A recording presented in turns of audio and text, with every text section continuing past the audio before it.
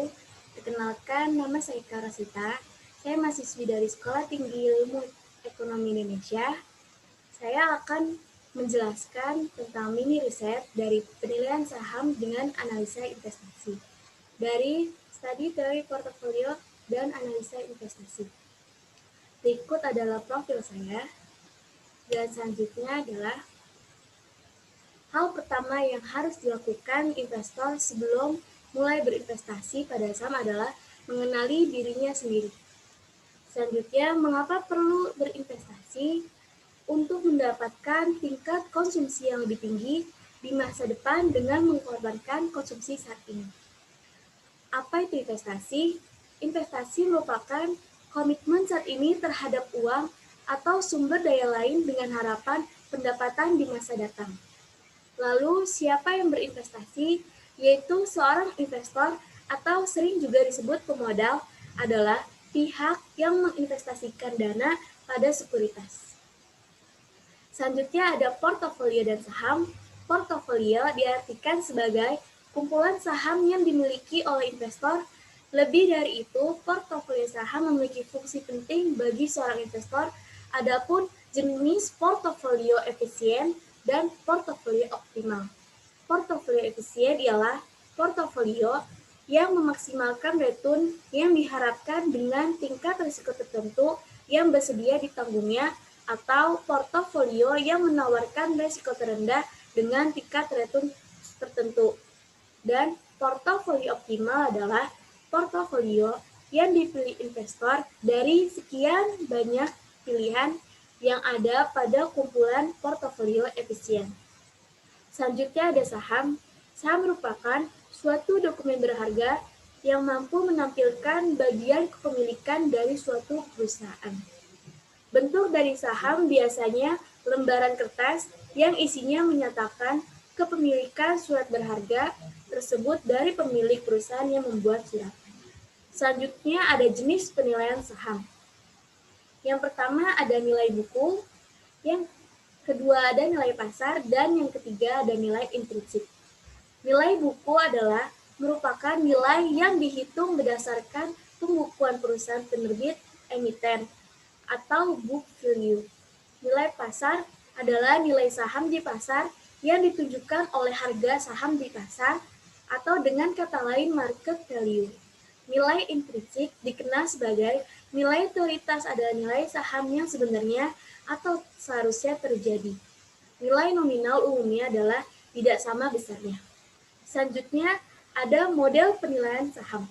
Yang pertama ada teknik discounted cash flow, merupakan nilai intrinsik suatu saham adalah sama dengan nilai sekarang atau present value dari arus kas yang diharapkan akan diterima oleh pemilik saham tersebut di masa mendatang. Yang kedua, ada teknik relatif valuasi, merupakan nilai intrinsik suatu saham berdasarkan kemampuan perusahaan menghasilkan earning, kemudian dihitung nilai earning per share atau price earning ratio dan dibandingkan dengan nilai EPS dari kelompok industri. Yang ketiga, ada model pertumbuhan nol, merupakan dividen yang dibayarkan diasumsikan selalu sama dan tidak akan mengalami perubahan sepanjang waktu, dengan kata lain akan tetap sama dari waktu ke waktu. Yang keempat ada model pertumbuhan konstan, merupakan penentuan nilai saham jika dividen yang akan dibayarkan mengalami pertumbuhan secara konstan selama waktu tak terbatas. Yang kelima, ada merupakan penentuan nilai saham jika dividen yang akan dibayarkan mengalami pertumbuhan secara tidak konstan. Dan yang terakhir ada model penilaian price earning ratio, merupakan price earning ratio atau perbandingan antara harga saham terhadap earning perusahaan. Investor akan menghitung berapa kali multiplier ini nilai earning yang tercermin dalam harga suatu saham. Dengan kata lain, menggambarkan rasio atau perbandingan harga saham terhadap earning perusahaan. Misalnya, per satu saham sebanyak 3 kali, berarti harga saham tersebut dengan 3 kali nilai earning perusahaan.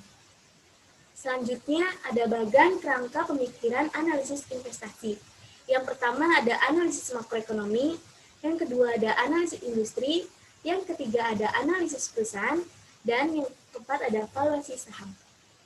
Apa itu analisis makroekonomi? Analisis makroekonomi merupakan tindakan konsumen secara keseluruhan, kegiatan-kegiatan, dan perubahan keseluruhan kegiatan ekonomi.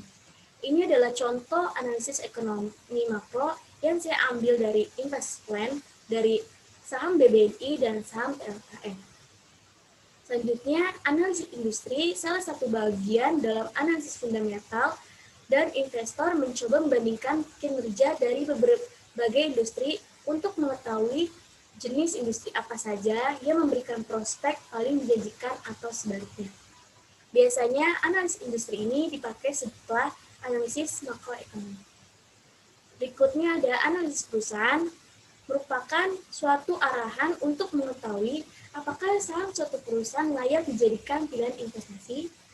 Hasil analisis perusahaan harus bisa memberikan gambaran tentang nilai perusahaan, karakteristik nilai internal, kualitas dan kinerja manajemen, serta prospek perusahaan di masa mendatang. Dan ada valuasi saham, nilai ekonomi dari sebuah bisnis berdasarkan berbagai faktor yang dipertimbangkan. Valuasi ini juga penting untuk menentukan harga jual startup atau perusahaan apabila terjadi merger atau ada perusahaan lain yang tidak tertarik untuk mengakuisisinya. Selanjutnya, saya akan menganalisis saham TLKM TBK, di mana PT Telekomunikasi Indonesia Persero Tbk atau yang dikenal dengan nama Telkom Indonesia merupakan sebuah perusahaan informasi dan komunikasi. Telkom merupakan salah satu BUMN yang 52,09% sahamnya saat ini dimiliki oleh pemerintah Indonesia dan 47,91% dimiliki oleh publik. Telkom juga menjadi pemegang saham mayoritas di 13 anak perusahaan, seperti PT Telekomunikasi Seluler atau Telkomsel, PT Telkom Akses, dan PT Multimedia Nusantara atau Telkomnetro. Adapun persaham TLKM selama 5 tahun terakhir. Seperti yang kalian lihat bahwa dari tahun 2014 sampai dengan 2018, persaham TLKM mengalami naik turun. Bahwa 2014 19,73 per saham, 2015 20,21 per saham, 2016 20,73 per saham, 2017 20,21 per saham, dan 2018 20,60 per saham. Tujuan merata-ratakan ini adalah untuk mengetahui berapa kisaran per yang wajar untuk saham TLKM dalam kisaran 5 tahun terakhir. Per saham TLKM pertumbuhan EPS dari tahun ke tahun selama 10 tahun terakhir secara rata-rata adalah sebesar 6,22%. Tetapi saya di sini mengambil hanya 5 tahun saja. Berikutnya ada dividen TLKM TBK, bahwa pertumbuhan rata-rata dividen 17,74% yang dirata-ratakan dari tahun 2015 sampai 2019. Di mana dividen ini saya ambil dari website indoclimate.com. Dan berikutnya ada monthly market return geometric average 0,30%. Setelah saya hitung, annual market return 3,62%, risk-free rate 5,77%, cost of equity 60,33%, dan portofolio TLKM TBK tidak efisien, dan dividennya 163,82%, dividen growth-nya 17,74%, dan nilai intrinsisnya 320. Nilai pasarnya 3.778. TLKM ini direkomendasikan overvalued.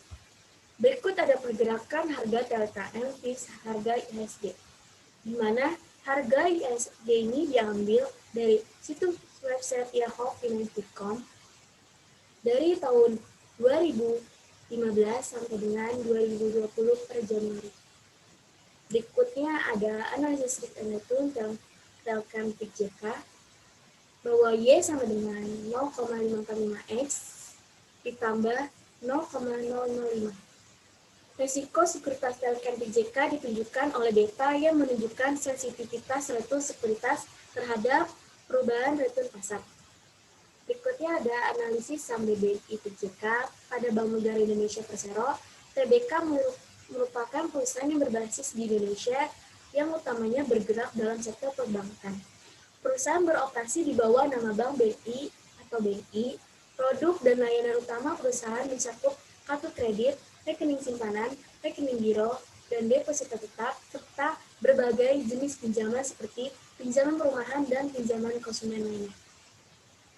Berikut ada dividen IPJK, di mana rata-rata dividen ini 14,26% yang didapatkan oleh Indo Primer, dan monthly market return geometric average terhitung 0,%, annual market return-nya 4%, risk fee rate-nya 5,71%, cost of equity-nya 2%, portfolio efisien, dividennya 201,29, dividen growth-nya 14%, nilai intrinsik 13.264, dan nilai pasarnya 7.619. Rekomendasinya under value. Pergerakan harga BNI dengan harga IHSG, bahwa harga IHSG diambil dari situs Financial.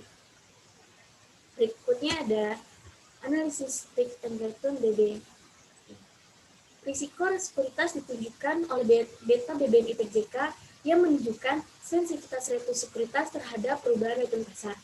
Berdasarkan hubungan tingkat return dengan beta, maka komponen penyusunan required rate of return terdiri dari tingkat return bebas risiko dan premi risiko. Selanjutnya ada ringkasan dari analisa risk and return saham TLKM, IPJK, dan BBNI IPJK, bahwa risiko TLKM rendah dan return TLKM rendah dengan beta 0,545, dan saham BBNI dengan risiko tinggi serta return tinggi dengan beta 1,90. Beta merupakan ukuran kepekaan return sekuritas terhadap return pasar. Semakin besar beta suatu sekuritas, semakin besar kepekaan return sekuritas tersebut terhadap perubahan return pasar. Estimasi beta untuk satu sekuritas dapat berbeda karena observasi dan periode waktunya yang digunakan berbeda.